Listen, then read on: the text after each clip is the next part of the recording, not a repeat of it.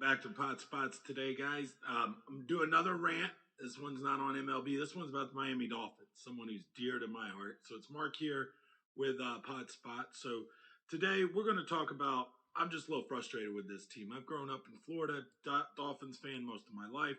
Mother's a Dolphins fan. So is my father, and he's from the Midwest. My mother grew up here. Again, none of that stuff matters to you guys. This is just coming as a fan to the NFL and to the Dolphins, to Stephen Ross. I don't know what you guys are doing to my team. We're the only team in history to own an undefeated record. And you know what? We haven't won a thing since. I'm not even sure if we've won an AFC title since the 70s, an AFC East title, okay, to be honest with you. But I've been going over some stats the last 10 years since 2012. And yeah, we suck, man. And you know, that's really frustrating too, especially when you look at a solid team over the years. I'm looking at our winning seasons, and you look how many times in draft picks we've had, and it just really gets frustrating when you really get down to it. We've had great draft picks. We've had over the years. We let this idiot Adam Gase come in and ruin our division. And you know what, Peyton Manning, I love you, but stop vouching for that goof. That guy's just destroying football teams. The Dolphins, the Jets.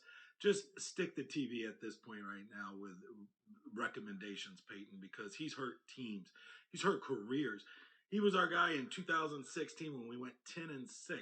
Looking at that roster, these are guys that were on that team, okay? And you know what? Give me a moment. I'm gonna go over that team. But since 2012, we were 7-9, 13, 8-8, 14, 8-8, 15, 6-10. 2016, we go 10-6. We even went to the playoffs. We lost first round to Pittsburgh. We got mollywopped 30 something to 12 or 30 to something like that. It was a beating. It was so ugly. And then we go on to back to being the Dolphins in 2017 to go in 6-10, 7-9 the next year, 5-11 the year after that, and all good draft picks, drafting well all through this, and 5-11, and finally we get up to where we get in halfway decent, 10-6, 9-8, and then we fire the coach. Why? Because he's not getting along with the GM. Have you thought maybe the GM and Stephen Ross, you guys are making money, but as a fan, you're just losing us. I'm damn near hoping we sell the team to Hawaii, call them the Hawaii Mahi Mahi, just be done with it. Miami doesn't even deserve a team at this point. We've made a mockery of the league. Feels like we're trying to lose on purpose. As soon as we start putting stuff together, bang, we fire the guy. I don't know if somebody's on fucking Belichick's payroll because it feels that way. Because ever since Belichick's been in the league, we can't win a damn thing. As soon as we start getting good, we got to make changes. Then we let this idiot in 2016, Adam Gase, go through here. And let's talk about him for a minute when we let that goofball in the fucking building. So here's the team of players that he had on his team, his studs. Still in the league, guys got traded, playing very well. Ryan Tannehill, okay? Damian Williams, Kenyon Drake, Jarvis Landry, Kenny Stills, okay? Damian Williams, as I said, it's just mind-blowing. And I'm looking at this team and going, wait a minute here. Something ain't right. Wait, these guys are still in the league. You know who's not in the league right now? Adam Gase, okay? So let's stop listening to idiots. I'm a little tired of that. Just watching this team go from good to very next year to garbage. And we just did it again by firing Brian Flores. We just did it again. So now what do we got to look forward to? Oh, we got some draft candidates. Who wants to come play? Who wants to coach for you guys? Stephen Ross and this Chris Greer. Fucking, he's been with the organization for 20 years. Cumulatively, you guys have lost for us for 20 years. I'm no pro, but I'm not a multi-billionaire in the game. Pretend like I know what the fuck I'm doing either. Pardon my French. I'm sorry. But as I sit here, now we fire Flores, and I'm going, oh, well, we kept the GM. We kept the GM, you know.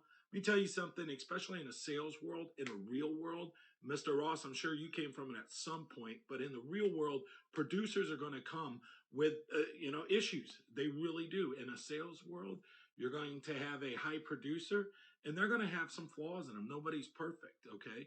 And you're going to have some headache to deal with. They're high maintenance usually. They're pushy people. Winners are winners, and they don't tolerate losing on any end. So from their managers, from their bosses, from their neck. So you may get some resistance if they don't agree with what you're doing. But it's because they're passionate, okay? I don't know the behind the scenes with Chris Greer and Flores and all that, but I am going to tell you, as a Dolphins fan, as it was my mother's favorite team, we're tired of losing. We haven't won shit since 1972, and it's frustrating. It is really frustrating to get up and cheer for you guys, especially when we think we're going in the right direction and then we fire the coach. I'm not here to pick on players. Players are great. I'm not here to talk about draft picks because I think we've put some good teams together. I think it's internal. I think our problem is behind closed doors. Who's wanting to bang on chest and talk about me? When Bill Belichick loses a game and he loses, he says he gets out coached. The organization beat him. He gives props to the other teams. And Flores, he comes from that mindset, a winning mindset. We had a chance to incorporate that. Not us. We want to beat on our chest who got us a winning season. We ain't won shit. Last time we were in the playoffs, we got boom, one and done.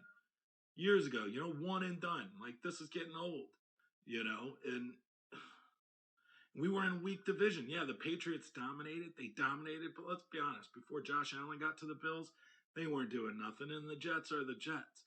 Half these wins, these 500 seasons, are in a weak division.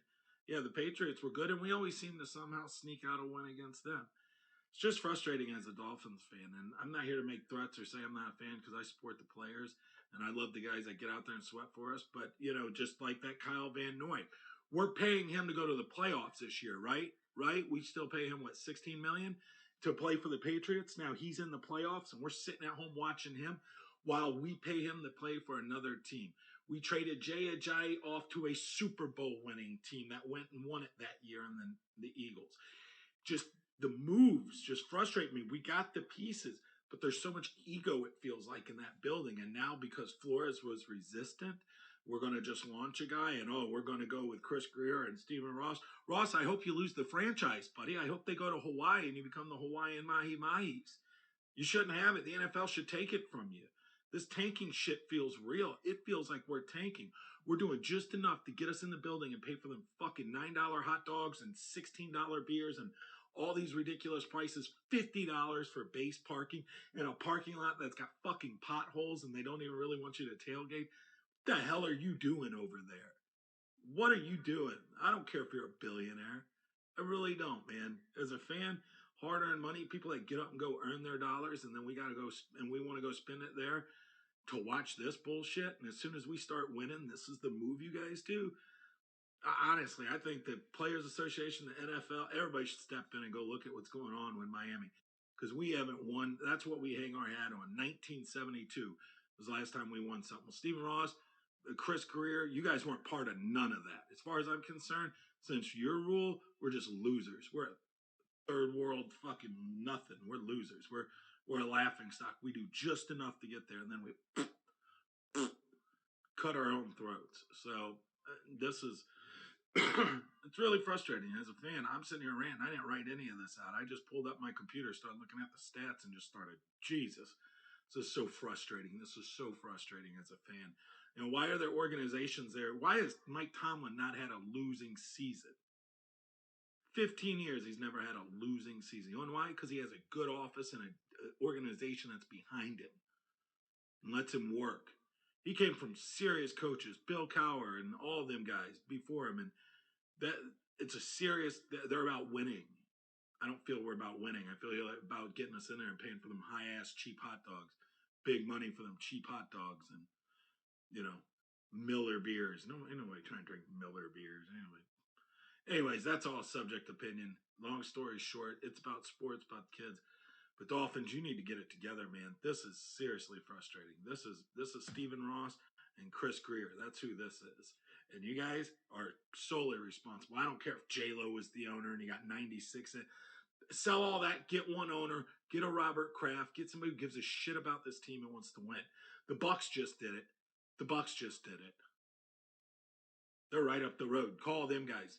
Fuck, it's a 3-hour car ride. Somebody take a ride up there, buy someone lunch, figure out how they did it. Probably wouldn't be surprised. Wouldn't be real shocked. We're not building rockets. We don't need Elon Musk to get us to the moon here. We just need to build a football team that wins. That's all. All right.